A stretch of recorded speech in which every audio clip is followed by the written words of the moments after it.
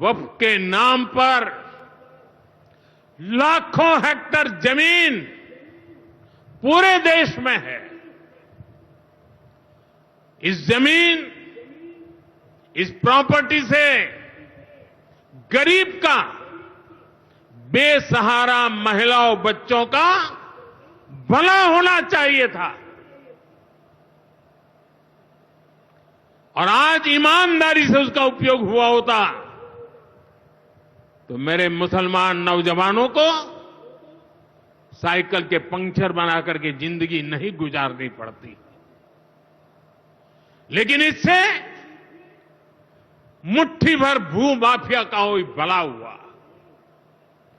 पसमानदा मुस्लिम इस समाज को कोई फायदा नहीं हुआ। और ये भूमाफिया किसकी जमीन लूट रहे थे? ये दलित की जमीन लूट रहे थे, पिछड़ों की जमीन लूट रहे थे, आदिवासी की जमीन लूट रहे थे, विधवा महिलाओं की संपत्ति लूट रहे थे।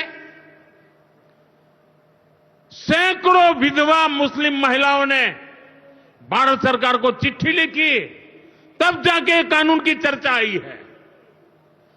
वक्फ कानून में बदलाव के बाद अब ये गरीबों से जो लूटा जा रहा है वो बंद होने वाला है।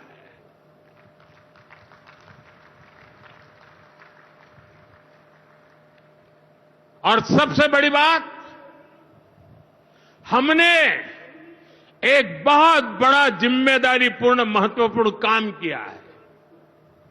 हमने इस वक्फ कानून में एक और प्रावधान किया है। अब नए कानून के तहत, वक्फ के कानून के तहत किसी भी आदिवासी की जमीन को हिंदुस्तान के किसी भी कोने में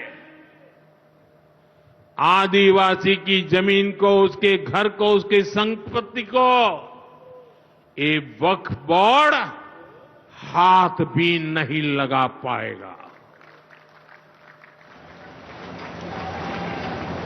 ये आदिवासी के हितों की रक्षा करने का, संविधान की मर्यादाओं का पालन करने का हमने बहुत बड़ा काम किया है।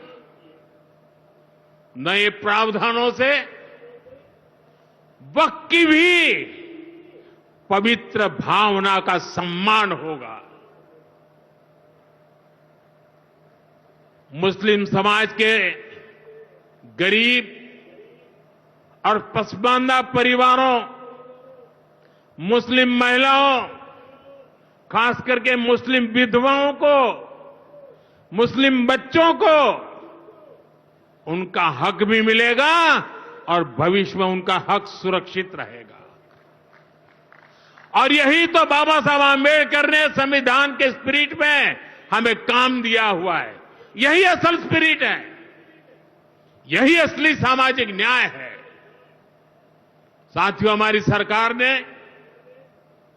2014 के बाद बाबा साहब आंबेडकर की प्रेरणा को आने वाली पीढ़ियों तक पहुंचाने के लिए अनेक महत्वपूर्ण कदम उठाए।